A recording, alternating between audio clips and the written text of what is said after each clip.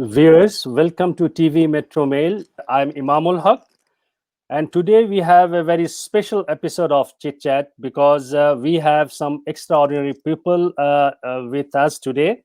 I am joined by a number of remarkable people, those who serve, and some of them are still serving World Food Program. And we all know that last week news that World Food Program receives 2020 Nobel Peace Prize.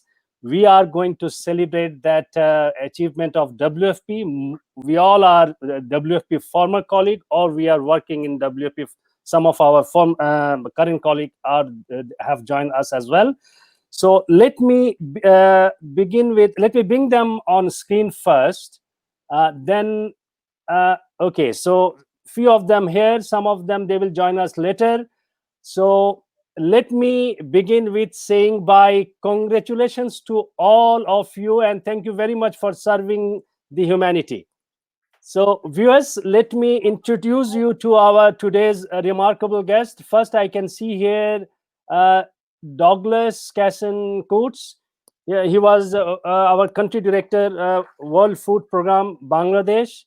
And we have Mahbubul Alam. He was also working for WFP Bangladesh and in North Korea and Afghanistan. He was the area head of the Afghanistan and North Korea emergency officer in North Korea. We also have Abu Bakr Siddiq, currently working for World Food Program in Yemen. We also have Julie Marshall. Julie Marshall is from Canada. She is based in Hamilton, I believe, and she is looking after the communication of World Food Program in Canada. We have Trevor Page. Trevor Page is he was a country director of World Food Program.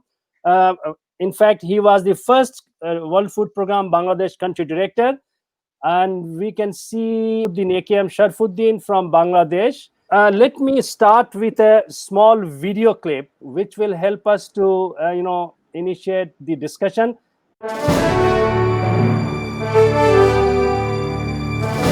The Norwegian Nobel Committee has decided to award the Nobel Peace Prize for 2020 to the World Food Programme for its efforts to combat hunger.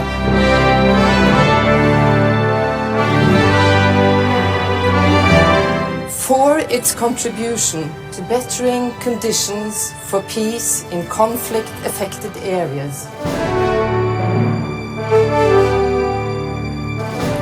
And for acting as a driving force in efforts to prevent the use of hunger as a weapon of war and conflict.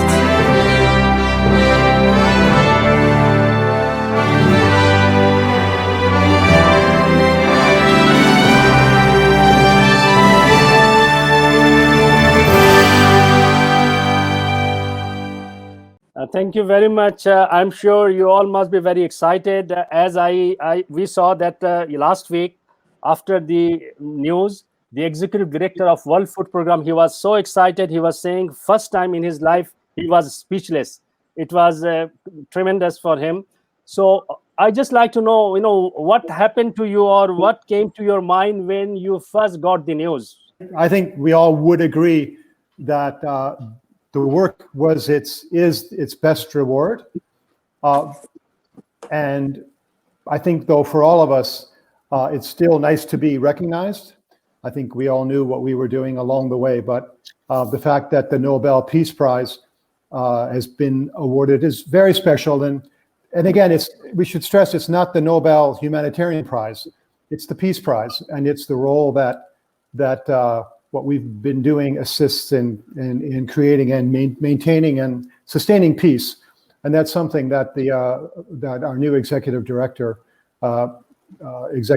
Beasley talks a lot about, and it's a key theme I think that the Nobel Committee picked up on.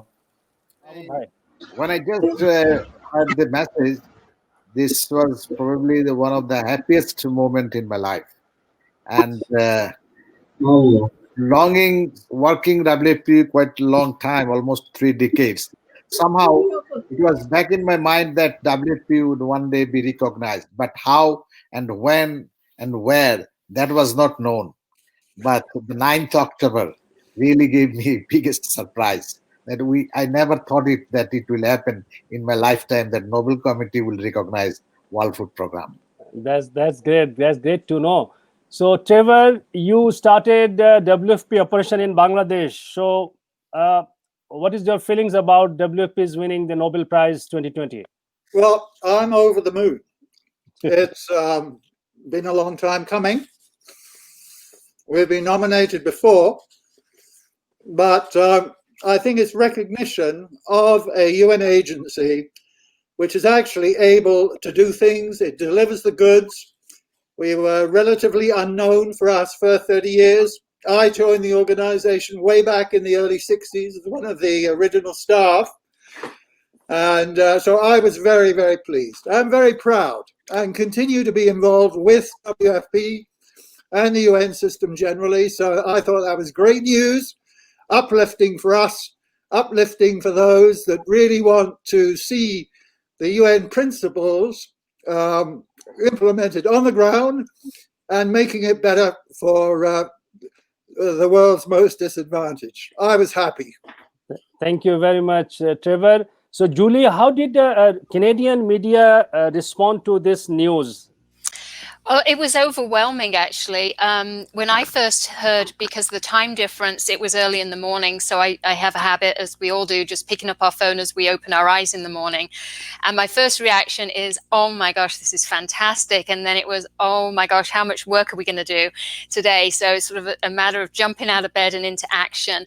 And it was a good job I did, because it was overwhelming. I got one call after the other from top tier media. From the Globe and Mail, the Canadian Press, CBC Radio, the national community newspapers. It was picked up throughout Canada, which is really, really good to see, because it's very difficult sometimes to get traction for our stories in Canada.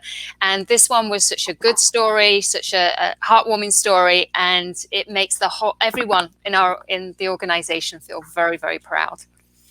Thank you, Julie. Last night, somebody was telling me that this year, in 2020, the Peace Prize, there is no debate, nothing, because everybody is happy.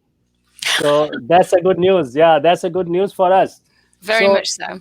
Yeah. It was great, actually. I was so happy, and the hard work we put on at it actually produced something, and I was very, very happy, actually. Okay, thank you very much. We'll come to that how you work in the field when you were with the World Food Program. So that does this year's the prize, the Nobel Peace Prize, has any particular significance while we are facing the global pandemic and we are having some economic issues around the world. So what do you think about that? Well, I could step in here. It couldn't have come at a better time. For the World Food Program right now, we estimated that 2020 was going to be one of the worst years for hunger since World War II. And we were seeing numbers rise because of conflict and because of climate change and economic downturn. And that was all before COVID hit earlier this year. So those numbers are rising. We're seeing an 80% increase in the world's hungry. So from 149 million people, we could look at 270 million people this year going hungry.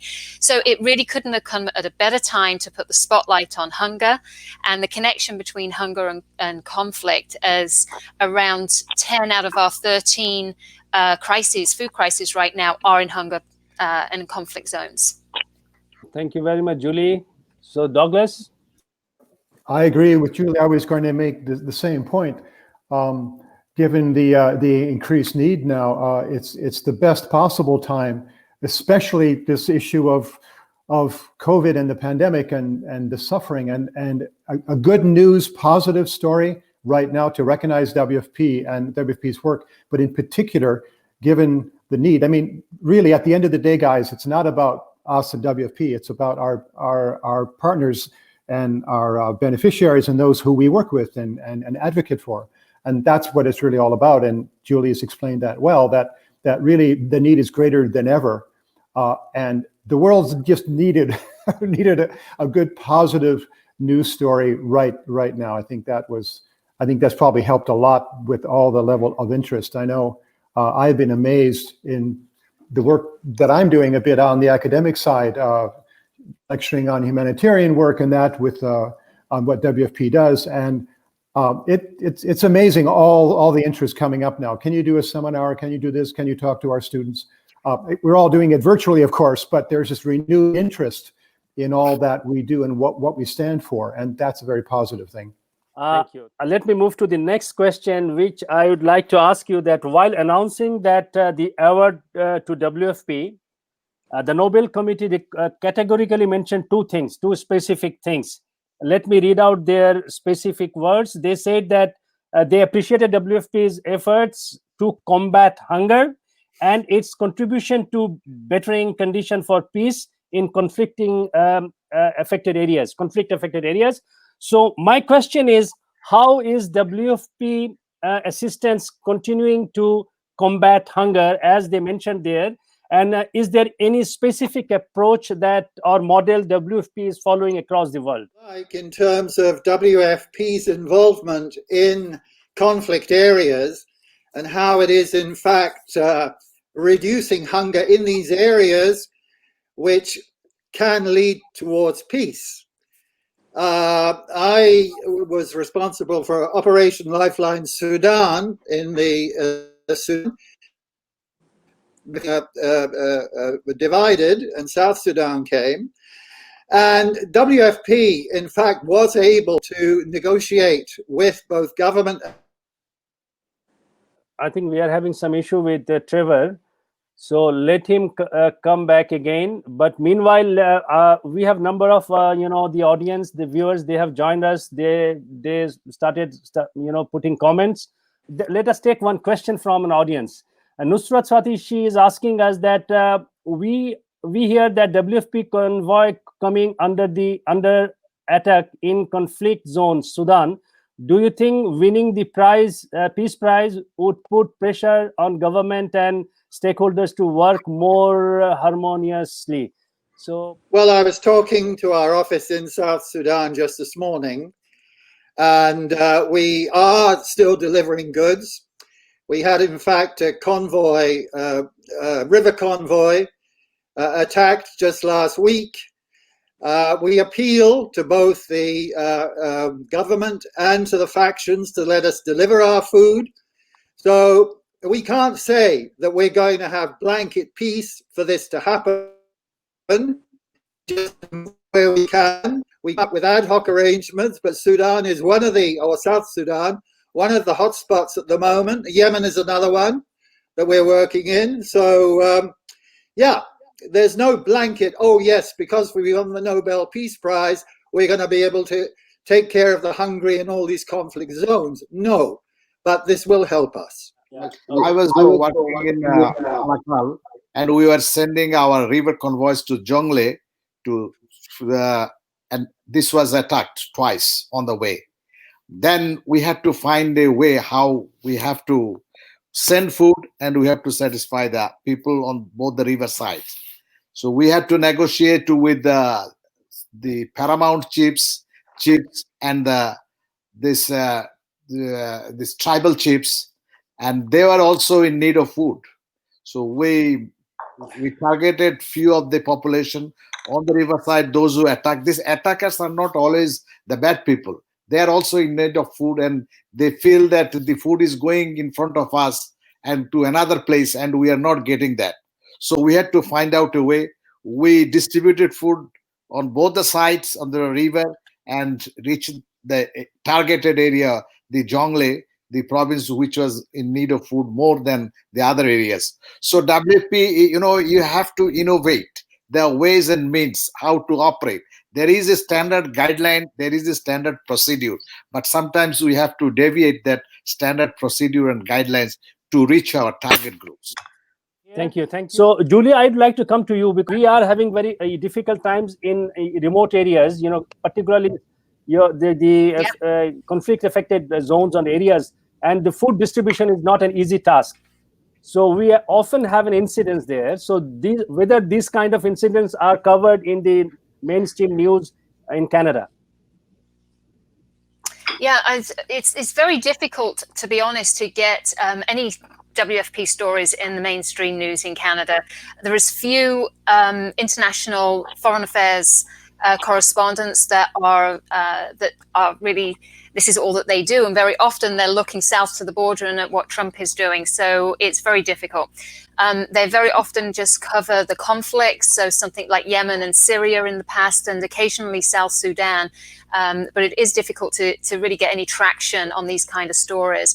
But what this award will do is hopefully put those people in need in the center of the political agenda, and really help us get more of these stories out, and to really make that connection between hunger and conflict and vice versa.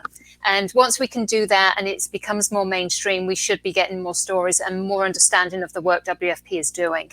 And currently WFP is, running the one of the largest refugee operation in Bangladesh. It's the Rohingya operation. I believe that this Rohingya operation has got the kind of deserved attention in the media in Canada. Yeah, I believe so. I think it really helps that our UN ambassador, the Honourable Bob Rae, has visited and is constantly pushing the message that we need to continue to support the refugees there. So it really does help our work. And it is a story that it seems to resonate well in Canada as well. So that is helpful. For instance, we've done something quite neat for World Food Day. What we've done is we've taken masks that were made by the host community in Cox's Bazar, women.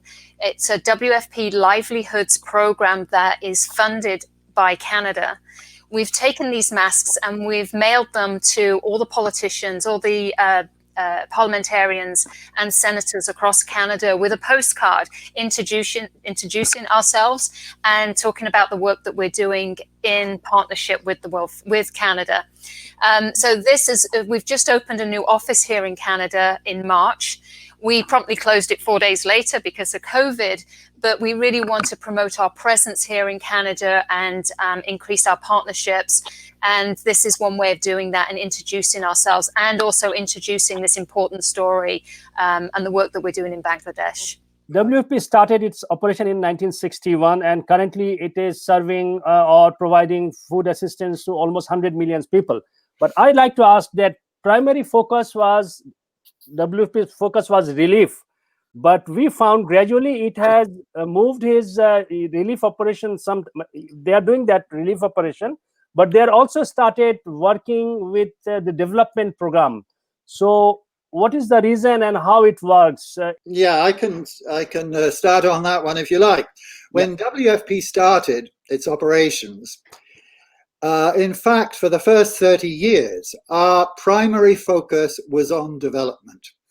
70% of our resources basically went to development and 30% to emergencies, emergency relief. Now, in Bangladesh, we started in 65. And basically the situation in 75, excuse me, the situation at that time was one of a very severe food shortage in the country. And what the country needed was food, but on top of that, it needed employment. So although we started what some people will call a relief operation, what we did was start massive food for work projects, which the government picked up, and General Zia Rahman, who was the president at the time, put his back behind that instantly, and we had as many as 3 million people working. They were working, they were paid in food, in rice, in fact in wheat. And so we actually, our focus was on development, to rehabilitate irrigation canals and drainage canals and to build flood control embankments, but it was very much a relief works program for development purposes. Thank you. So we started that way, and now we've gone on to all sorts of interesting things. that it's a pity Richard Regan, who's our country director there at the moment, is not on too. I was reading an excellent story in the Dhaka Tribune yesterday about the various innovative things the WFP is doing there now. Yeah, thank you very much. So Douglas, do you have anything to add on this? Trevor has explained, globally what the situation was with the 70-30 split back in the early days, the first 30 years.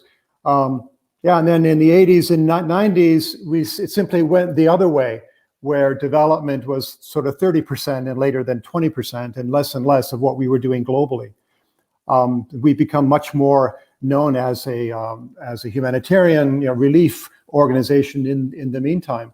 But we've never lost sight of the fact that we were pioneers, Trevor in particular, in Bangladesh, in the development side, in the food for work, as he explained. And I should point out here that, look, for those of us who had the privilege of being country directors in Bangladesh, all of us, we all talk about this. We won the lottery. I mean, this is what you aspire to, was to go to Bangladesh. Again, Trevor started all of this. This went on with other greats in WFP after Peter Jobber. There are a number of others. And we pioneered many major aspects of what WFP is very known for today, all started in Bangladesh. I mean, the VGD program, the Vulnerable Groups in Development program, continues. I mean, it's well known as being one of the largest and most effective poverty alleviation program for women in the world. VAM, the vulnerability assessment mapping that we do, started in Bangladesh.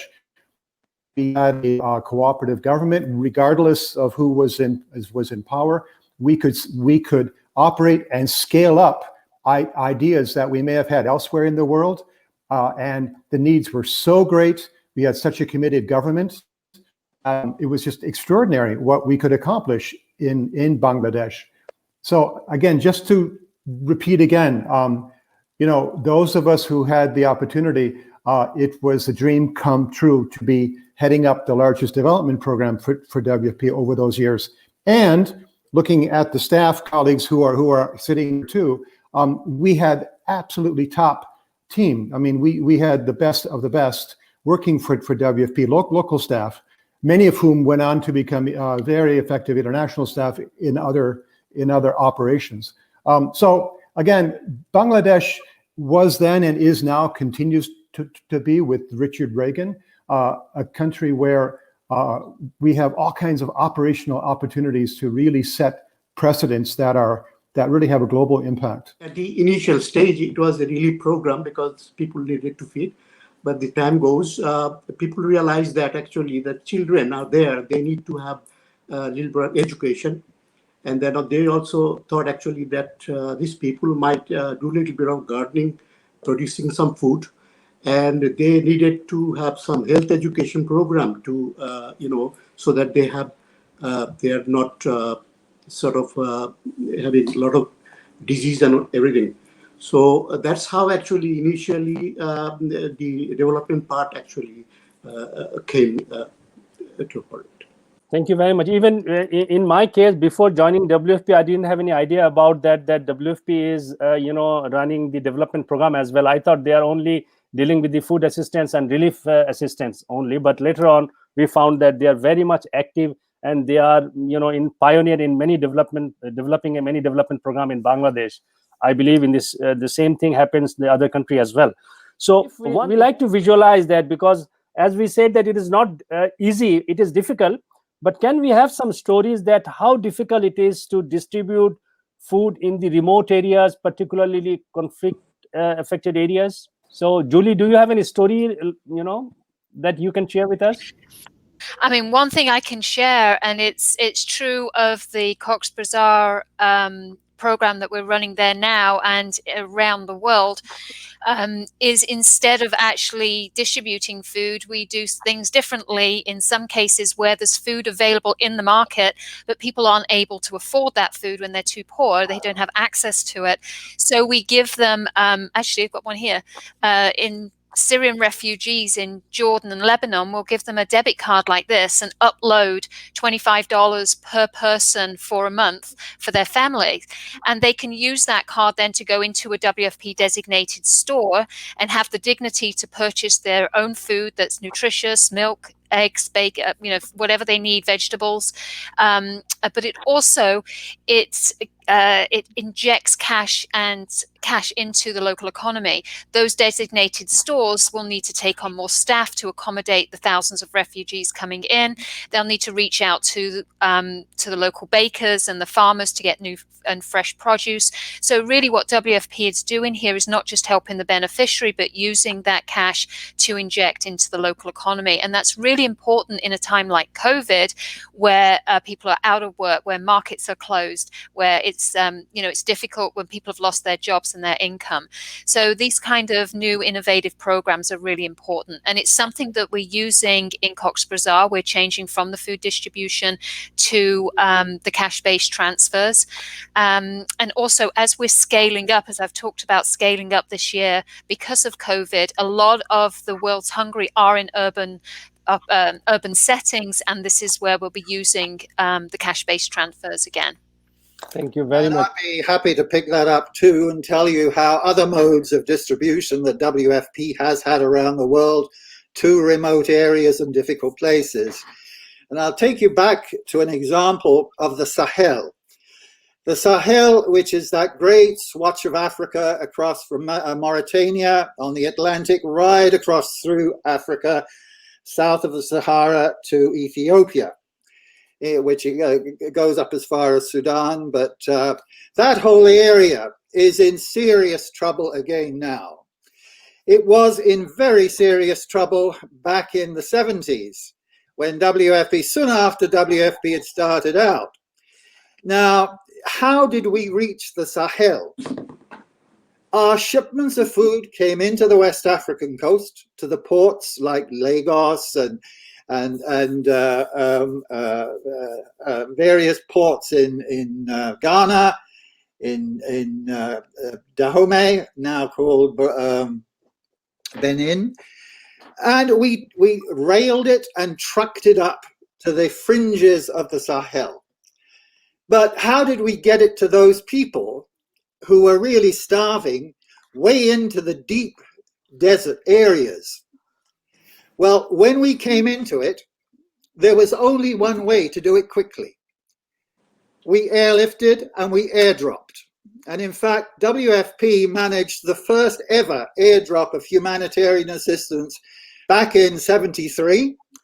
That was over Chad in West Africa. I know the details because I managed it. But WFP has always been a cost-effective organization. Okay. Airlifting and airdropping is extremely expensive. So our first thrust in to cope with the immediate hunger was to go in with airplanes and drop it. But then, as things eased a bit and we got food in, we were able to go more traditional methods. And in '74, we didn't use a single aircraft. And to those remotest areas, we used camel caravans, the old traditional way of getting stuff across the Sahara. So what WFP has done right now, it's got about 80 aircraft, commercial aircraft on charter, and is in fact the largest freight airline in Africa at the moment, delivering not just food, but also mainly medical supplies, PPEs, and various things for WHO, for medical agencies.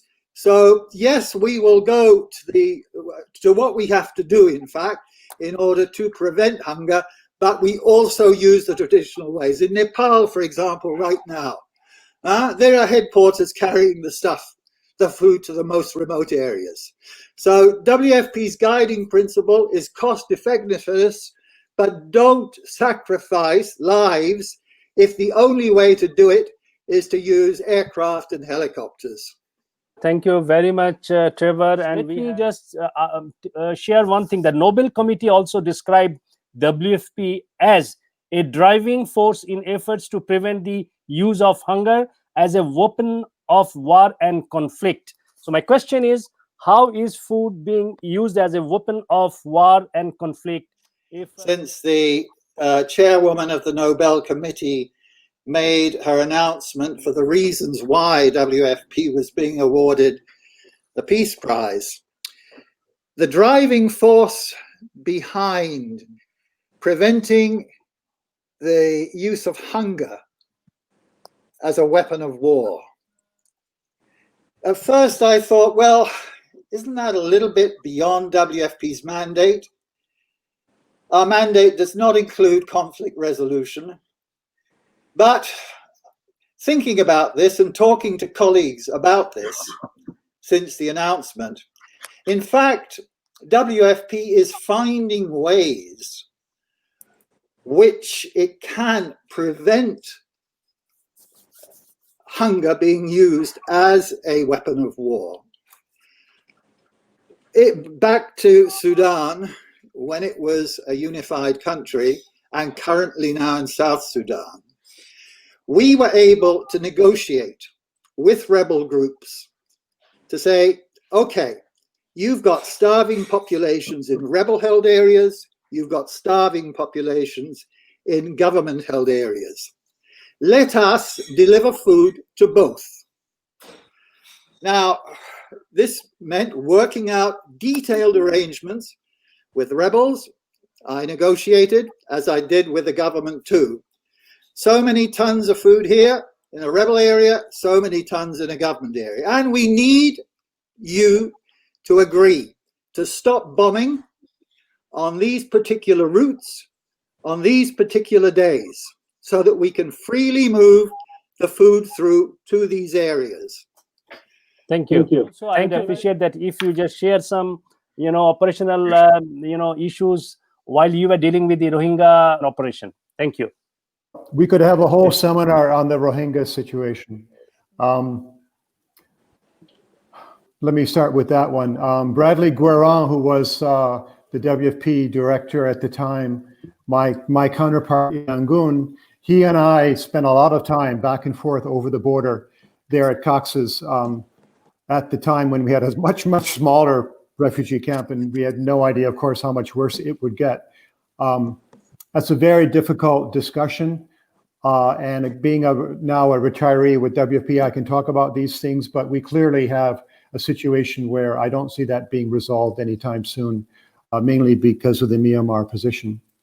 But I just want to point out one area, because I know that we're reaching the end of the program. But I was mentioning before, on this issue of relief and development and such, another key accomplishment for WFP in Bangladesh was through country director Peter Dijkhuizen, where factories were set up for the production of school feeding biscuits, micronutrient fortified biscuits that we could produce for a very small amount of money. And the school feeding program, again, one of the star programs globally for WFP. The point is that when the tsunami hit at Christmas Eve 2004, I guess it was, I had a call from the Prime Minister's office. Khalida Zia, I believe, was the Prime Minister then. And her staff called and said, it's a school break now, and with WFP, and we have all these biscuits that belong to the government, but were with WFP logo and that had been produced for school feeding. Can we make a contribution? And many of you may remember in the tsunami, Bangladesh was actually one of the least affected, which is not normally the case, but it just happened to be that way. So we didn't need them.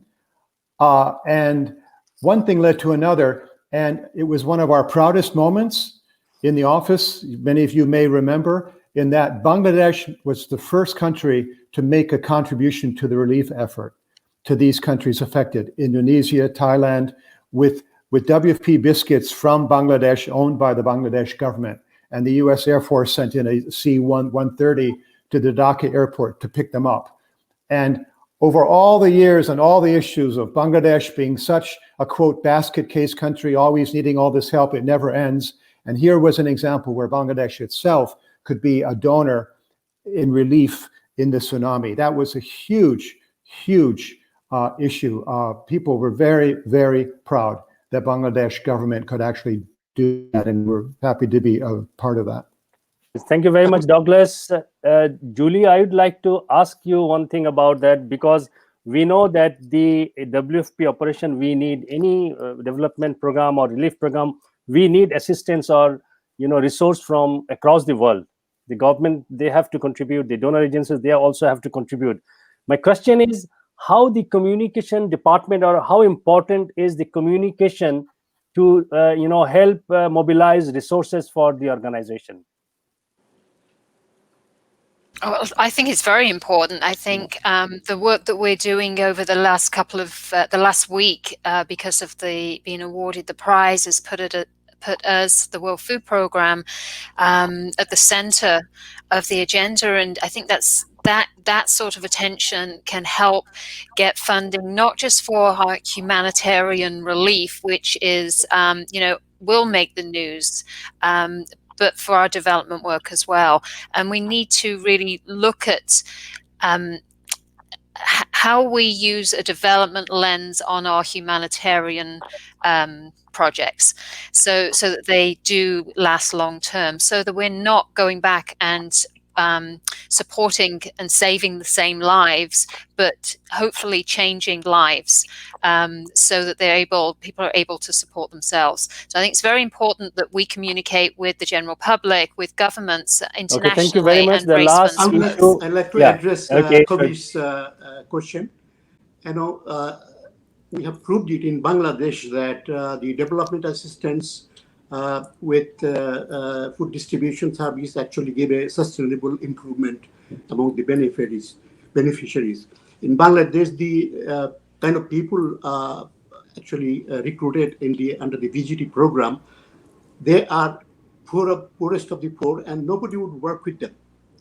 No NGO, people say we are not relief organizations, we cannot help them. So our food approach with the different kind of development training actually gave us a very good result. Like, once food assistance given, a lot of NGO came forward and said we can take them now because they have little bit, Before they said we cannot train them because they don't have time. They are hungry. How can they attend the training program? So when WP Food is combined there, and it seems that they are coming and they are getting training. And they actually also, one important thing is that these poor women, they are not connected with the bank. Bank could never give them any assistance, support.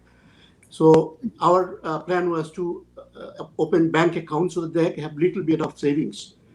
So initially, it was a very difficult thing. Then we have negotiated with the government bank, and then we have actually started opening small savings account with the banks.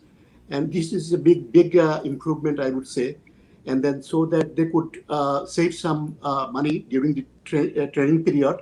And at the end, they could invest this seed capital along with NGO credit.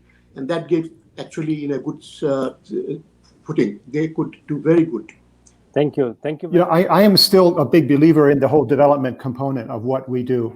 Relief is fine and relief is important. We have to save lives to live another day, but we still need to invest in the same communities in the future so that their livelihoods can be sustained and wean them off any relief that we provide.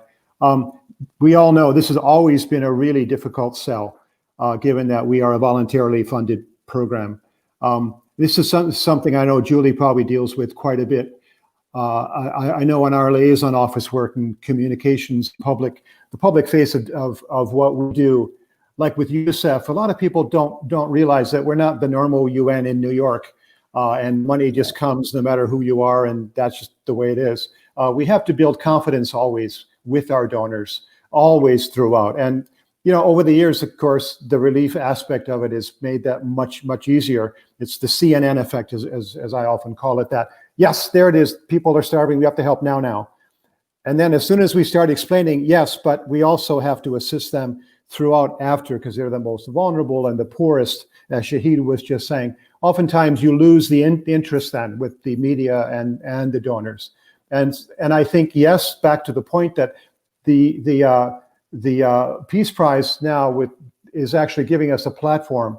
It won't last for long, but we have a window right now where once again we can revisit that discussion and remind the same players in the world through the media that it's not just the humanitarian relief aspect that's important. It's the whole approach that's critical. Okay, thank you very much, Douglas. I think before we wrap up, if you have anything specific, any of you can share that, and then we wrap up the first part and we'll start the second part of the program. Yes, I want to support what Doug has just said. Yes, we have to hit the emergency right now, but more important is that we support and we get governments to support the Sustainable Development Goals. The world is not a safe place until everybody in the world is safe. So right now we're $5.8 billion short of coping with the emergency relief, but we need trillions to help the world develop so that we're no longer needed.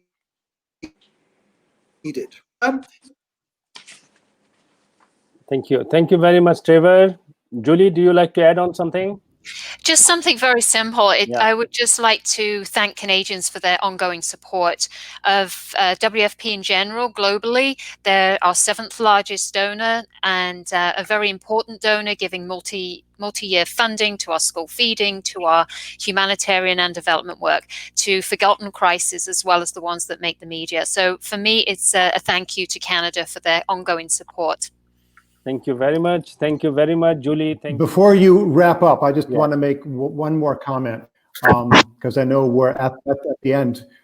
As I mentioned, I'm right on the border here with Quebec, and I spend a fair amount of time over on that side when the border is open. And I've given a bunch of talks at local colleges and universities about this. And to Julie's point, it's so much easier to have these discussions in Canada than in the US, because there's even people who are unaware of who we are and what we do. There is a sort of a passive, positive view often. Whereas in the US, often you get more of a passive negative view, like they don't know it and they assume we're all like the UN and New York and that. It's always so much easier, I think, this type of job, explaining who we are, and now going forward with the Nobel Prize, now that we have this window open to explain the importance of development. So much easier to do in Canada, very important donor for us, much easier than it is here in the US. Thank you very much, Douglas. Viewers, thank you very much for watching our program. Thank you very much for being with us. Stay tuned to TV Metro Mail. Thank you very much. Bye-bye.